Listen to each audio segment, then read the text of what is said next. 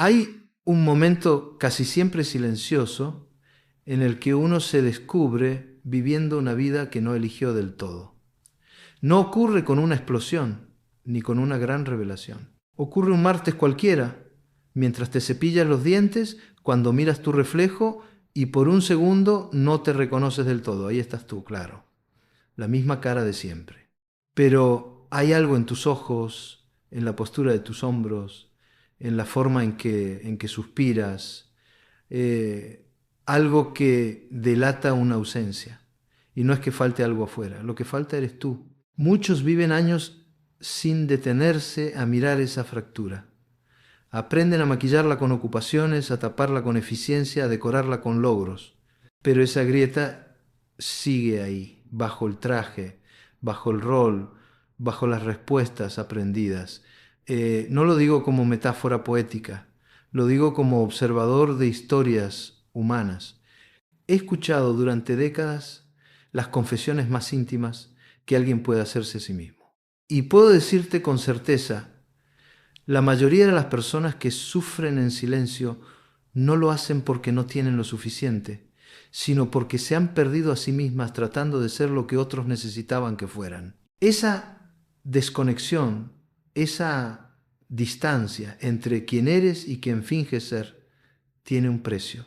A veces lo pagas con ansiedad, otras con cansancio crónico, a veces con una tristeza sutil que no logra convertirse en llanto, a veces con una risa impostada que se repite tanto que ya suena natural, pero lo más peligroso no es ese dolor, es acostumbrarse a él. Cuando el malestar se vuelve rutina, la transformación parece innecesaria, hasta que un día algo dentro de ti pequeño, firme, cansado, decide que no quiere más. Ese es el punto de partida. No es glorioso, no es cinematográfico, es honesto. Es el momento en que te haces una pregunta que incomoda. ¿Vale la pena seguir así? Si la respuesta es no, aunque sea un no susurrado, inseguro, quebrado, entonces has dado un paso que muchos temen: mirar de frente la verdad emocional que has evitado por años. Esa verdad que te dice que fingir bienestar no es lo mismo que tenerlo, que agradar no es lo mismo que pertenecer, que cumplir expectativas no es lo mismo que vivir en paz. A partir de aquí, lo que sigue no es fácil, pero es tuyo. Por primera vez en mucho tiempo, es tuyo. Lo que hagas con este malestar ya no será una reacción automática, sino una decisión consciente. Y eso, aunque duela, aunque cueste, es un acto de dignidad personal, porque mereces más que una vida soportable. Mereces una vida vivida desde tu centro, no desde la superficie de lo que aparentas. Una vez que empiezas a verte con más honestidad, algo cambia en la forma en que evalúas lo que has construido. Ya no se trata de cuántos objetivos has cumplido, ni de cuántas metas marcaste en la lista. La pregunta que empieza a tomar forma es otra: ¿cuánta paz real hay en todo esto? Porque sí, puedes tener reconocimiento, comodidad, incluso admiración externa, y aún así sentir un ruido de fondo que no te deja estar del todo presente, un zumbido leve pero constante que indica que algo dentro de ti no está en orden. La paz interior no es ese estado idealizado de perfección sin conflictos, sino la capacidad de permanecer contigo mismo sin necesidad de escapar. Es el arte de habitar tu mundo interno con claridad, con una calma que no depende del silencio externo, sino de una congruencia interior. Es fácil confundirla con momentos de descanso o con espacios de evasión, pero no es lo mismo. La verdadera paz no es ausencia de problemas, es presencia de sentido.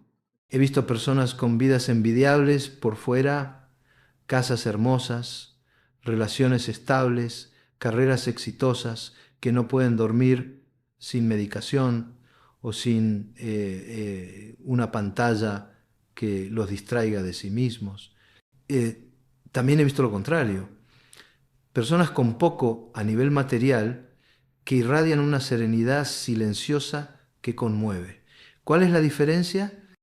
Que algunas han aprendido a priorizar la paz, no como un premio de consolación, sino como el eje central de su bienestar. Han entendido que si esa paz falta, todo lo demás pierde valor. y que si está presente, incluso lo pequeño puede ser suficiente. No se trata de vivir en una burbuja, se trata de no dejar que el mundo defina tu estado emocional como si fueras un recipiente vacío. Se trata de recordar que tu tiempo, tu energía, tu atención son recursos limitados y no pueden seguir en manos del caos ajeno. La paz interior no es un lujo, es un límite. Una forma de decir, hasta aquí llego yo. De aquí en adelante ya no me pierdo por complacer, ya no me mutilo por mantener lo que me agota, ya no negocio mi calma por un poco de aceptación. Hay decisiones que parecen pequeñas, pero cuando se hacen desde este lugar, marcan una diferencia radical. Cancelar una cita que no quieres, poner una pausa a una conversación que te desborda, permitirte no responder de inmediato. Esas acciones mínimas son gestos de protección interna. Gestos que repetidos construyen otra manera de habitarte. Y entonces llega ese momento que no avisa, que no hace ruido, en el que te descubres respirando con más libertad. No porque todo se haya resuelto, sino porque tú has decidido ocupar tu lugar de otra forma, porque has dejado de buscar afuera la aprobación que antes te sostenía y has comenzado a construir algo más íntimo, más silencioso, más sólido, una paz que no necesita explicación, que no pide permiso, que simplemente está. Y eso, en una vida marcada por exigencias y ruido, es un acto profundamente revolucionario.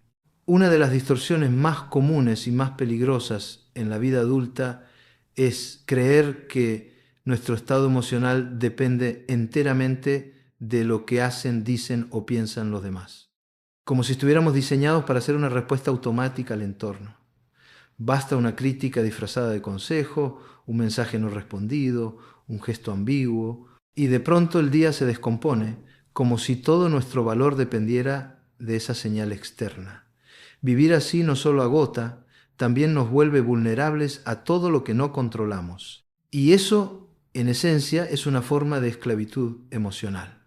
Recuperar la autonomía emocional no significa volverse frío ni indiferente. Significa reconocer que las emociones son nuestras, incluso cuando se disparan por algo externo. No elegimos lo que sentimos, pero sí podemos decidir qué hacemos con eso que sentimos. ¿Es fácil decirlo? Sí. Pero en la práctica requiere una reeducación interna, porque muchas veces confundimos intensidad con verdad, reacción con realidad, y eso nos lleva a vivir a merced de lo que interpretamos, no de lo que ocurre en sí. He escuchado frases como, no puedo estar bien si él no me habla. Ese comentario me arruinó el día. Ella me hizo sentir mal. Y aunque entiendo el dolor que hay detrás de esas palabras, también veo el problema profundo. Le estamos cediendo a otra persona el timón de nuestra estabilidad. Nos volvemos espectadores de nuestro mundo interno esperando que alguien más lo ordene. Pero la verdad es más dura y más liberadora. Nadie tiene la obligación de hacernos sentir bien. Y mientras sigamos delegando ese poder, viviremos atrapados en una montaña rusa emocional sin frenos. La autonomía emocional empieza cuando dejamos de hacernos preguntas como ¿por qué me hizo esto? Y empezamos a preguntarnos ¿por qué me afecta tanto? Es un cambio sutil pero profundo. En lugar de buscar culpables, buscamos comprensión. En lugar de exigir reparaciones, construimos responsabilidad.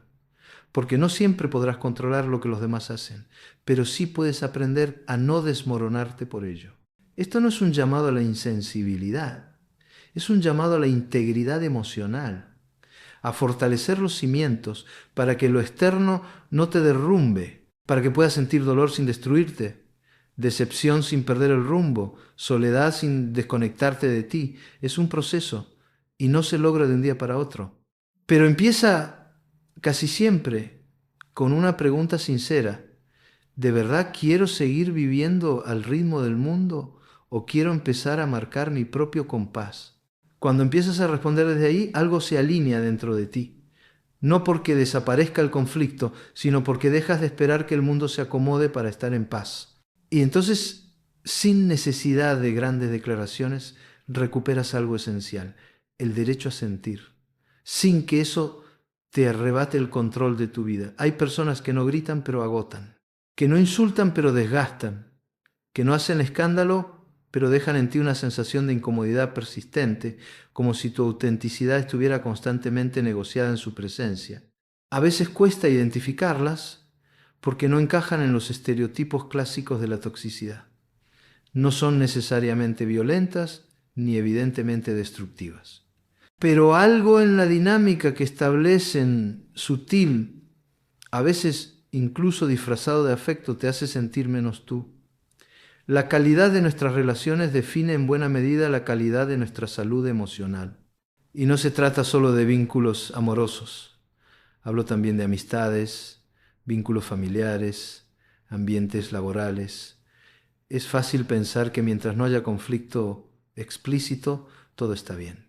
Pero lo cierto es que muchas veces nos acostumbramos a relaciones que nos minimizan de forma pasiva. Personas que cuestionan nuestras decisiones desde la ironía, que celebran nuestros logros con frialdad, que nos dan afecto condicionado a que no seamos demasiado sensibles, demasiado diferentes, demasiado sinceros.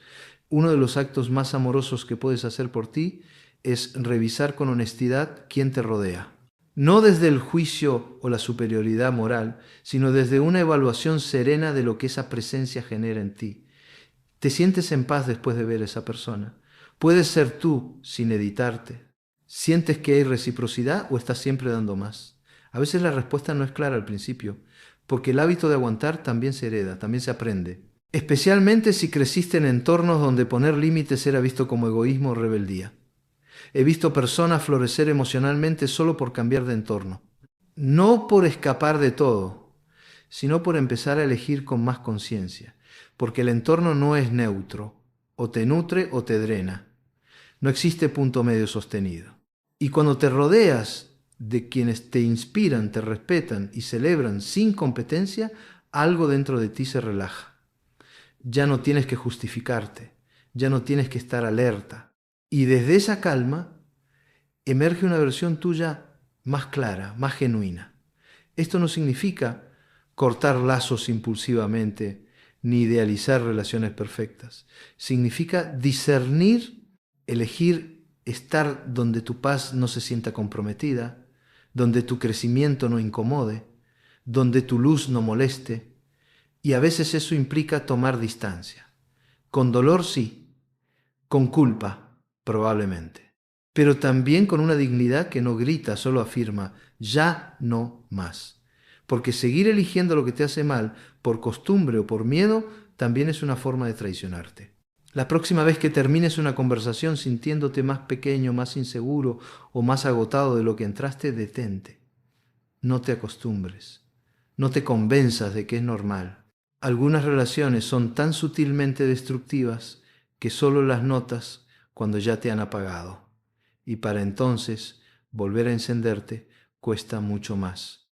Hay una forma de sufrimiento que se perpetúa no por lo que el otro hace, sino por lo que tú te niegas a soltar.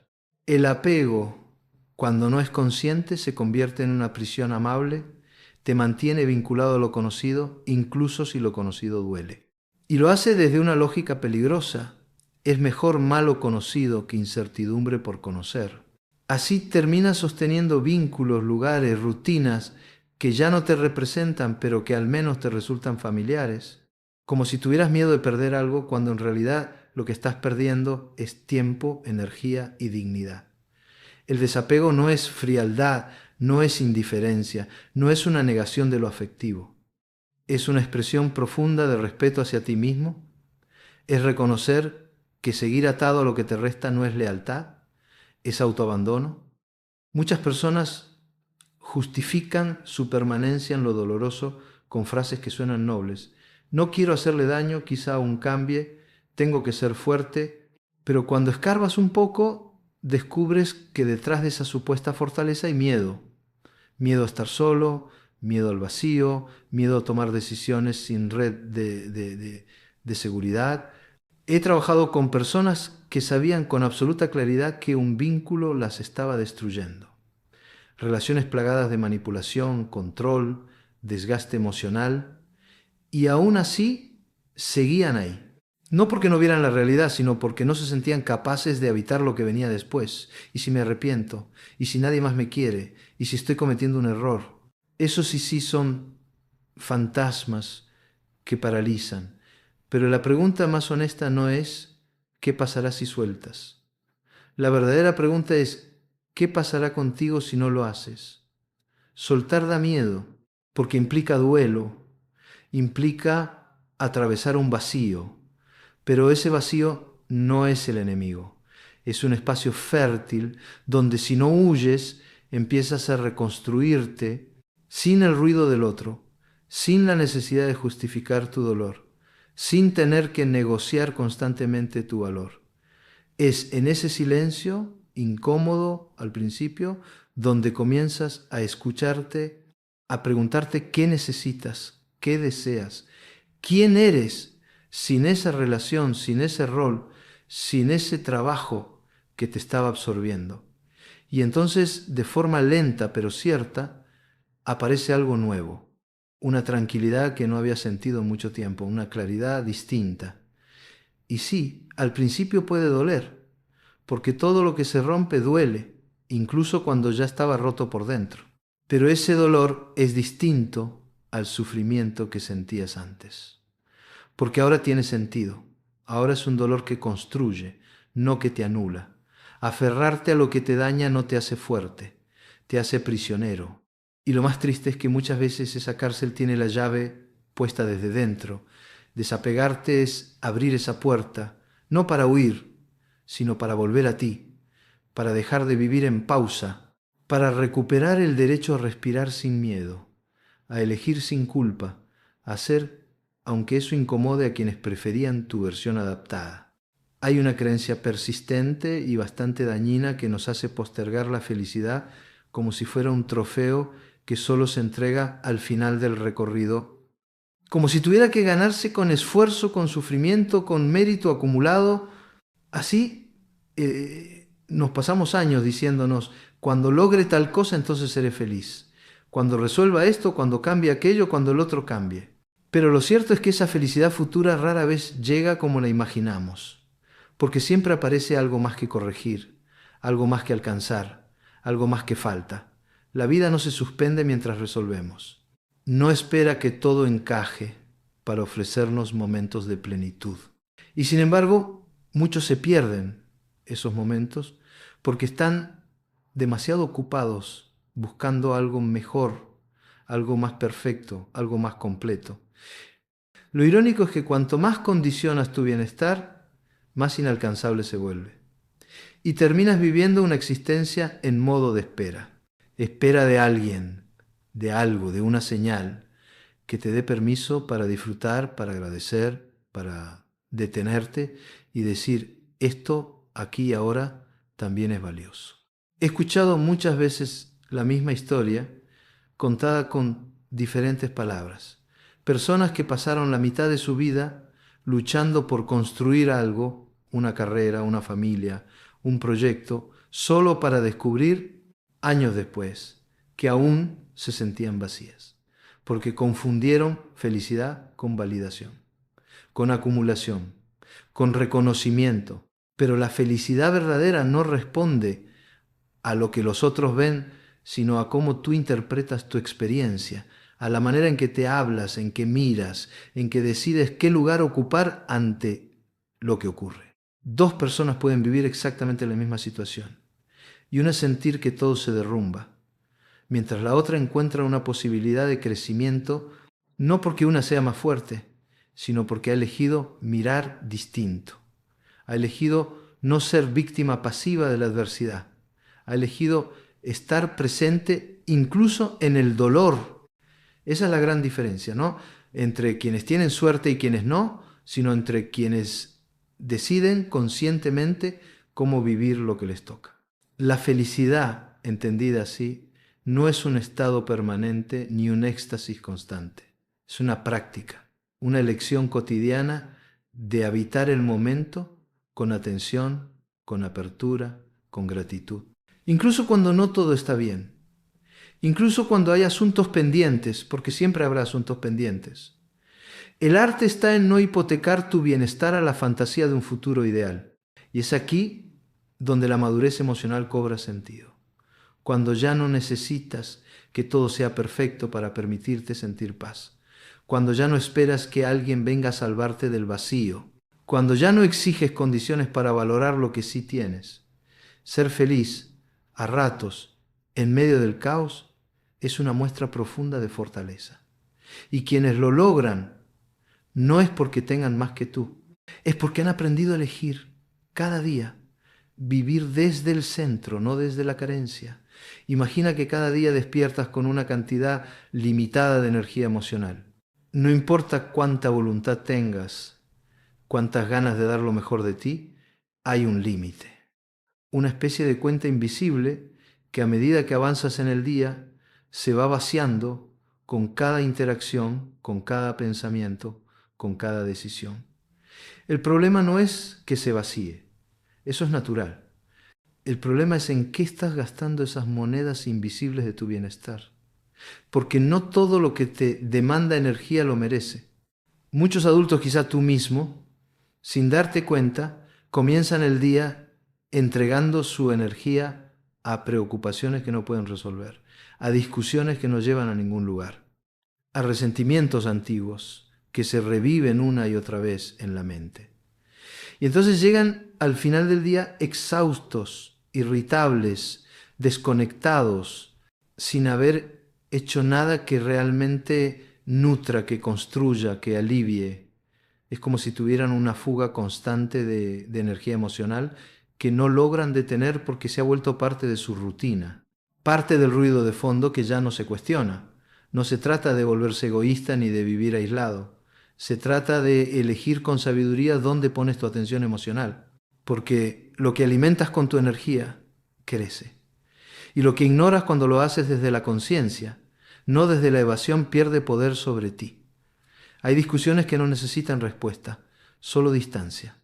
Hay temas que no se resuelven con más palabras, sino con silencio. Hay personas a las que no debes convencer de nada, porque el desgaste es mayor que el beneficio.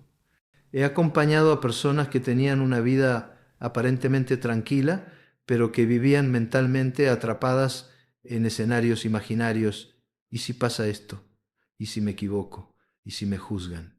Esa hiperactividad mental es una de las formas más comunes de pérdida de energía emocional, porque vives reaccionando a cosas que no han ocurrido, tratando de controlar lo incontrolable, intentando prever todos los futuros posibles para evitar el dolor, y en ese intento te olvidas de vivir lo que ya está aquí.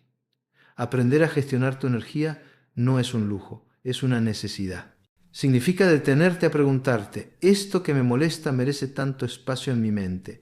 ¿Esta conversación me lleva a algún lugar o solo me enreda más? ¿Estoy gastando mi día resolviendo los problemas de otros mientras abandono los míos? Esas preguntas, si te las haces con honestidad, te devuelven poder. No el poder de dominar a otros, sino el poder de decidir a qué le entregas tu paz. Y sí, hay momentos en que tendrás que invertir energía en cosas incómodas, en conflictos necesarios, en decisiones difíciles, pero que eso sea una elección, no una reacción automática. Que no se te vaya la vida en lo que no importa, porque el tiempo es finito, pero la energía emocional lo es aún más. Y cuando aprendes a cuidarla, a protegerla, a usarla con intención, descubres algo que cambia todo. No necesitas hacer tanto para estar bien. Solo necesitas aprender a no desgastarte inútilmente. Hay dolores que se enquistan en la memoria, no porque el hecho en sí haya sido insoportable, sino porque decidimos quedarnos ahí, repitiéndolo una y otra vez, como si al revivirlo pudiéramos reescribirlo. Pero no se puede. Lo que pasó, pasó. Y mientras más lo alimentas con rencor, más poder le das sobre tu presente.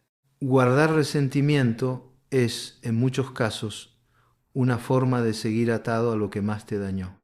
Como si dijeras, no puedo soltar esto hasta que me lo pague, como si la justicia emocional fuera sinónimo de castigo, pero no lo es.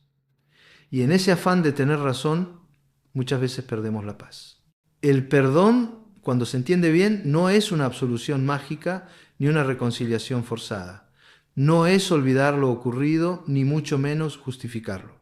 Es más bien un acto de profundo respeto hacia ti mismo. Es mirarte con seriedad y decirte, no voy a permitir que este daño me siga definiendo. Porque mientras no perdones, sigues atado a lo que te hirió.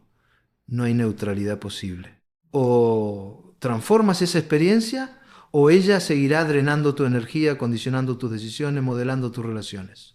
He visto a personas pasar años enteros viviendo como si ese hecho doloroso acabara de ocurrir. Todo lo nuevo que intentan construir se ve contaminado por esa herida no resuelta. Y lo peor es que muchas veces ese dolor se vuelve parte de su identidad. Soy la que fue traicionada, soy el que fue abandonado, soy quien nunca recibió lo que merecía. Y esa narrativa, aunque parezca legítima, se convierte en prisión, porque no deja espacio para hacer otra cosa. Porque reduce tu vida a un capítulo que ya terminó, pero que sigues escribiendo con tinta emocional todos los días. Perdonar entonces no es un regalo que le haces al otro, es una decisión de dejar de vivir reactivo al pasado. Es cortar un hilo invisible que te mantiene atrapado en algo que no puedes cambiar. Y sí, puede haber dolor incluso al perdonar, porque muchas veces ese acto viene acompañado por la renuncia a una reparación que nunca llegará. Hay personas que no te van a pedir perdón, hay situaciones que no se van a revertir, hay finales que no van a cerrarse como tú querrías, pero eso no significa que no puedas seguir adelante. El perdón verdadero no necesita testigos ni ceremonias. Es íntimo, silencioso, a veces incierto, pero libera. Y en esa libertad por fin puedes volver a respirar sin que el aire pase por la herida cada vez. No se trata de forzarte a perdonar, sino de llegar a ese punto en que entiendes que tu salud emocional no puede seguir hipotecada a un pasado inmodificable. Quizás aún no estés listo, quizás aún necesitas sostener un poco más ese dolor antes de soltarlo. Está bien, pero no te acostumbres, no te convenzas de que vivir con esa carga es normal. El perdón no borra el pasado, pero te permite construir un futuro sin cadenas. Y eso, en una vida tan breve, es un acto de lucidez y amor propio profundo. Hay una belleza que no grita, que no necesita ser fotografiada, ni celebrada, ni publicada. Es la belleza de lo cotidiano, de lo que pasa desapercibido, de lo que ocurre en silencio mientras tú estás ocupado preocupándote por lo que falta. Esa taza de café caliente en una mañana fría, esa conversación espontánea donde por fin no tienes que disimular nada, esa sensación de gratitud repentina cuando el sol toca tu cara, no es grandioso, no es épico, pero sostiene. Y muchas veces, cuando todo lo demás falla, es lo único que sostiene. En nuestra cultura acelerada, exigente, orientada al logro, se ha instalado la idea de que solo lo extraordinario merece nuestra atención, que si no es impactante, no vale la pena. Y esa mirada, tan pobre y tan difundida, nos hace ciegos a la abundancia real, porque lo esencial casi nunca llega envuelto en fuegos artificiales. Lo esencial es sutil, aparece en gestos simples, en pausas breves, en momentos que pasan rápido pero dejan huella, y solo quien está dispuesto a afinar su percepción puede reconocerlos. He trabajado con personas que lo tenían todo, al menos desde fuera, ¿no? Estabilidad, logros, reconocimiento. Pero cuando hablábamos de plenitud, se quedaban en silencio, porque en su carrera por tener se habían olvidado de sentir. Habían perdido la capacidad de emocionarse con lo pequeño, de saborear lo presente, de encontrar sentido en lo que no necesita ser corregido. Y es que cuando la mente está entrenada para buscar problemas, la abundancia se vuelve invisible. Cultivar una mirada que valore lo simple no es ingenuidad ni negación de la realidad. Es un acto de resistencia frente a una cultura que constantemente te dice que no eres suficiente, que necesitas más, que debes ir más rápido. Es elegir no dejar que tu bienestar dependa de grandes eventos, sino de pequeños rituales que te devuelven a ti. Es decirte, esto que estoy sintiendo ahora, esta calma, esta risa, esta presencia, también cuenta, también es vida y también merece ser honrada. Y sí, al principio cuesta, porque estamos tan condicionados a buscar afuera que se nos ha atrofiado la capacidad de observar adentro. Pero es una práctica, un entrenamiento suave, persistente, como anotar cada noche 3 cosas pequeñas que te hicieron bien por insignificantes que parezcan. No para crear una lista de gratitud forzada, sino para recordarte que tu día tuvo luz, aunque el cansancio te nuble la vista. Con el tiempo, esa mirada se vuelve parte de ti. Ya no necesitas que la vida te sorprenda para sentirte vivo, porque empiezas a reconocer la maravilla en lo que parecía monótono, y eso cambia todo. No lo que tienes, sino la forma en que lo habitas. No lo que te falta, sino lo que por fin reconoces. La plenitud no se encuentra en el ruido, se revela en el detalle, en la ternura no anunciada, en el silencio que no incomoda, en el instante que pasa y aún así permanece. Y cuando aprendes a ver así, entiendes que tal vez nunca te faltó tanto como pensabas. Solo te faltaba mirar distinto. Llega un momento en la vida, y no siempre se sabe cuándo empieza, en que las preguntas cambian. Ya no se trata de cuán alto puedes llegar, ni de cuántos logros puedes acumular, ni de si estás ganando o perdiendo en el juego de las apariencias. La pregunta, cada vez más silenciosa, pero cada vez más insistente, es otra. ¿Puedo acostarme esta noche en paz con lo que soy? Porque si no puedes, todo lo demás pierde sentido. Puedes tener un título colgado en la pared, un aplauso colectivo, una cuenta llena, una agenda ocupada, y aún así sentir que algo esencial se te escapa entre los dedos. Hay un tipo de éxito que no se mide en números ni se celebra públicamente. Es el éxito íntimo de poder estar contigo sin necesidad de anestesia, de no tener que huir de tus pensamientos al final del día, de saber que no traicionaste lo que es importante para ti solo por encajar, por agradar, por sostener una imagen. Eso en un mundo que premia la productividad por encima de la coherencia es un acto radical. Muchos adultos viven atrapados en un guión que no escribieron, hicieron lo que se esperaba, cumplieron con lo debido, avanzaron por inercia, y un día generalmente cuando hay una pérdida, una ruptura, una sacudida, se preguntan en qué momento dejaron de ser protagonistas de su propia vida. No hay respuestas fáciles para eso. Pero hay caminos, y uno de ellos es revisar con honestidad qué tipo de éxito estás persiguiendo. Si es uno que te acerca a ti o uno que te aleja cada vez más. He visto personas redefinirlo todo después de una sola decisión. No porque cambiaran de carrera o se mudaran a otro país, sino porque empezaron a elegir distinto, con más presencia, con menos miedo, con la certeza de que una vida serena, aunque parezca menos impresionante desde afuera, es infinitamente más rica por dentro.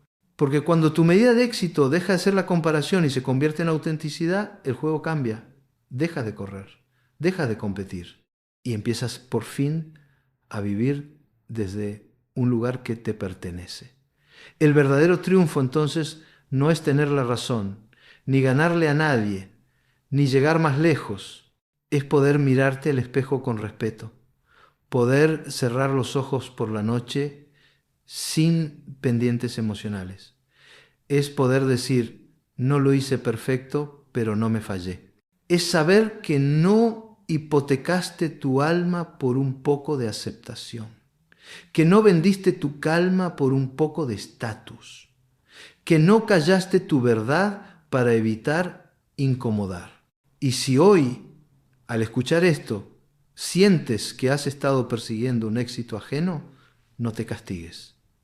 Todos en algún momento caemos en esa trampa. Lo importante no es no haberse perdido nunca. Lo importante es tener el coraje de volver, de reconectar, de redefinir lo que de verdad importa. Al final del día, si puedes acostarte en silencio, sin máscaras, sin deberes pendientes con tu conciencia, sin ruido interno, entonces has llegado a un lugar que muchos nunca pisan, tu centro. Y desde ahí cualquier camino vale la pena.